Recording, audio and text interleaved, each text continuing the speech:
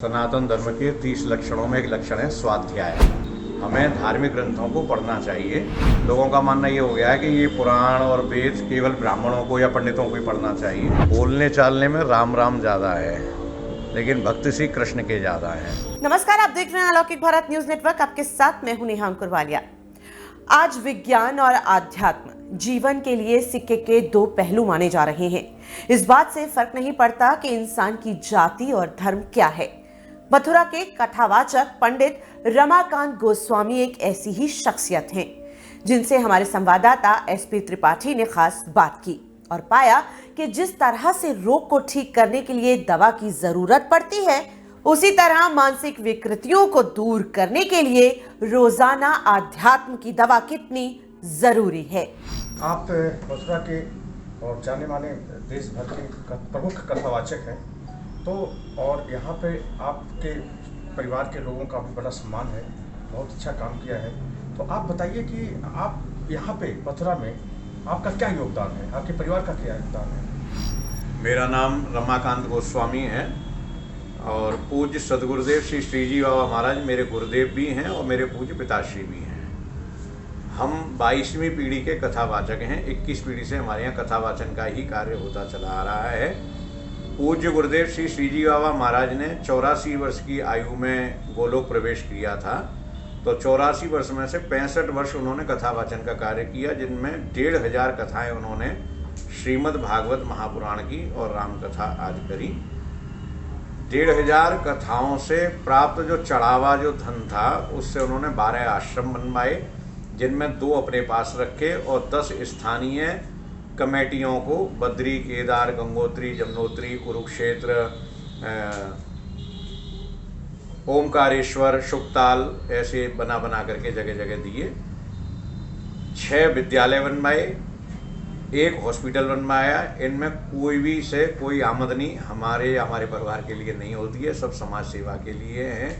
और सबसे बड़ा जो आवश्यक कार्य किया गुरुदेव ने, ब्रज 84 कोस जहाँ भगवान श्री राधा कृष्ण ने लीलाएं की हैं, उन स्थानों का जीर्णोद्धार करवाया। यही मेरे जीवन का लक्ष्य है। पूज्य गुरुदेव से प्रेरित होकर के सन 2007 में हम लोगों ने ब्रिज विकास ट्रस्ट नाम की एक संस्था का गठन किया। ज़्यादातर सदस्य बम्बई के निवासी हैं, भागवत कथा कराते हैं, उसके माध्यम से चंदा इकट्ठा करते हैं और वो पैसा पूरा ला करके हम ब्रज 84 कोस में करीब 80 जगह का कुंड, घाट, मंदिर, वन, उपवन, सरोवर, इस तरह के हम ब्रज के तीर्थों का जीर्णोद्धार करा चुके हैं। 100 तीर्थों का श्रीजी बाबा महाराज के द्वारा और 80 का ब्रज विकास ट्रस्ट के द्वारा अभी तक किया जा चुका है। कामन नाम के तीर्थ में अभी काम चालू है। सभी पुराणों में सभी संप्रदायों के ग्रंथों के अनुसार लगभग 1100 तीर्थों का वर्णन प्राप्त होता है पूरे ब्रज 84 कोस में। मुगल काल रहा, अंग्रेजी काल रहा और इस काल का प्रहार हमारे तीर्थों पर हुआ कि मात्र 400 करीब तीर्थ बचे हैं, बाकी के सब नष्ट हो गए हैं। अगर ये भी नहीं बचाए गए तो ये भी समाप्त हो जाएंगे। हमारे सनातन धर्म के 2 आधार हैं। पहला आधार है सदग्रंथ और दूसरे हैं हमारे तीर्थ। रामायण में लिखा है कि राम जी का जन्म अयोध्या में हुआ। क्या प्रमाण है? बोले अयोध्या जाकर के राम जन्मभूमि का दर्शन कर लें। हमारे भागवत में लिख रहा है कि राधा रानी का जन्म रावल में हुआ, बरसाने में वो पली बड़ी, तो रावल भी दर्शन करने जाइए। बरसाना में राधा रानी का मंदिर प्रमाण देगा कि हाँ राधा रानी यहाँ विराजती हैं। मान सरोवर है ब्रज में, कुसुम सरोवर है, चंद्र सरोवर है, 12 वन हैं, 24 उपवन हैं। इनके रख रखाव में हम लोग लगे हुए हैं। तो अभी आप ये बताइए कि आपने कहा कि हम जो तीर्थ स्थल है पुराने यहाँ पे, उसका जीर्णोद्धार किया, तो अभी अगले 3-4 सालों में क्या योजना है आपकी? हमारी योजना है पूरे उत्तर प्रदेश में सबसे ज़्यादा पर्यटन डेवलपमेंट की जो संभावना है वो ब्रज 84 कोस में है। काशी है, बनारस वो बड़ा नगर बन चुका है, महानगर बन चुका है।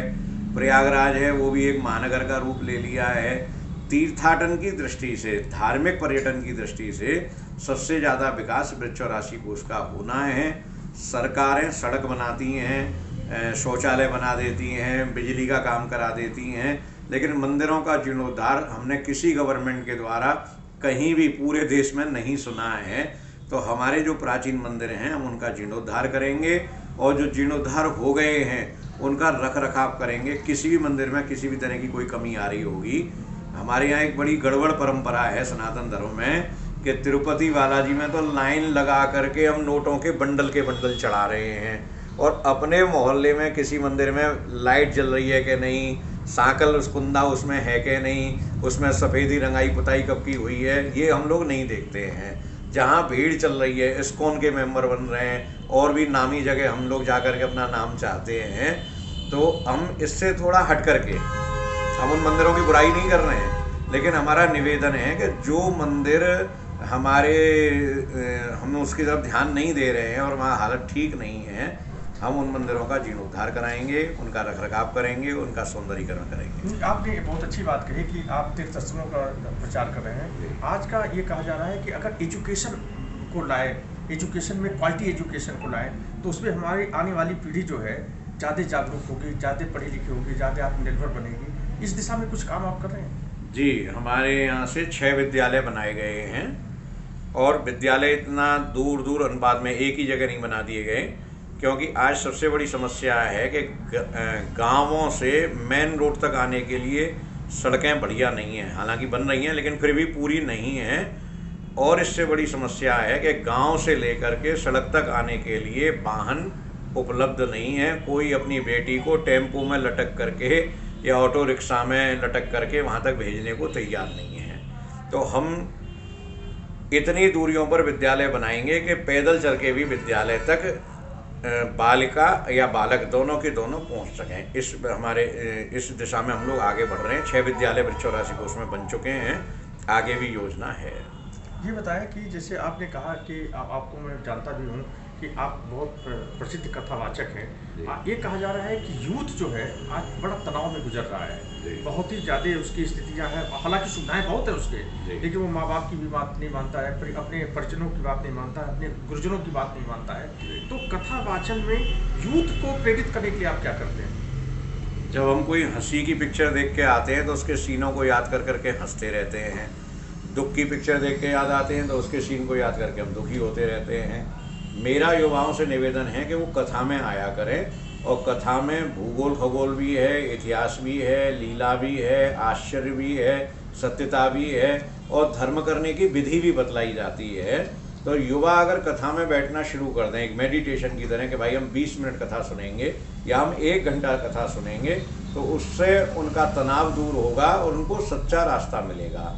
मेरा जो संकल्प है कथा करने का, मैं MBBS में मेरा सिलेक्शन हो गया था, CPMT में डॉक्टर बनना चाहता था, लेकिन पूज्य पिताजी की आज्ञा हुई कि नहीं, कथा वाचन ही करना है, हम ब्राह्मण हैं।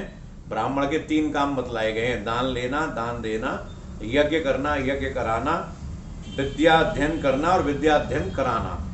पुराणों को सही रूप में कथा वाचन करो, शुद्ध रूप में, ये पिताजी की आज्ञा हुई।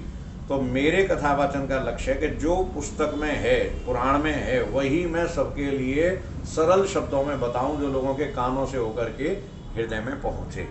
इसका प्रभाव भी नई पीढ़ी पर दिख रहा है। बहुत अच्छी बात आपने कहा। दूसरी बात, एक सवाल मैं बिल्कुल राजनीतिक सवाल पूछना चाहता हूँ आपसे कि जैसे आपने देखा कि अयोध्या में राम मंदिर बनने की बात बनना शुरू होने वाला है। अयोध्या, मथुरा में भी राम, जब ये जो कृष्ण जन्मभूमि की है, वो विवाद जो है अब कोर्ट में जा पहुंचा है। तो इस पर आप क्या कहेंगे? कुछ आप मार्गदर्शन करिए। कोर्ट में से पहले भी एक ऑर्डर हुआ था कि जिस भूमि पर मस्जिद बनी हुई है, ये श्री कृष्ण जन्मभूमि की है, केशव देव भगवान की है, उस ऑर्डर को मानना चाहिए। इसके साथ एक ऑर्डर और हुआ था कि मस्जिद की रिपेयरिंग ना कराई जाए, जब तक ये ढांचा खड़ा हुआ है तब तक खड़ा रहे, और जब ये हट जाए तो जगह मंदिर को खाली करके दे दी जाए। किराए नामे पे मस्जिद के लिए जगह है। मैं मथुरा का वासी हूँ, बहुत शांति से मंदिर अपनी जगह चल रहा है, मस्जिद अपनी जगह चल रही है, सबके अंदर सौहार्द है, सब कुछ बना हुआ है। सनातन धर्म को मानने वाले लोग उस अदालत के फैसले का पालन कर रहे हैं। तो मैं मुस्लिम भाइयों से भी कहना चाहूँगा कि वो भी अदालत के आदेश का पालन करें, न्यायालय में अपनी आस्था रखें और जैसा जो निर्णय पहले न्यायालय से हो चुके हैं उनको मानते हुए भविष्य में कार्य करें। जी, तो देखा आपने कि आप जो है कथावाचक हैं और यहाँ पे समर्पित होकर के यंग हैं, यूथ हैं, और यूथ को प्रेरित करने के लिए कथाओं में अपनी बात भी रखते हैं और इन्होंने अपने आने वाले 2-3 सालों के बारे में बताया कि हम कैसे तीर्थों को जो है विकसित करेंगे और शिक्षा के लिए भी काम करेंगे।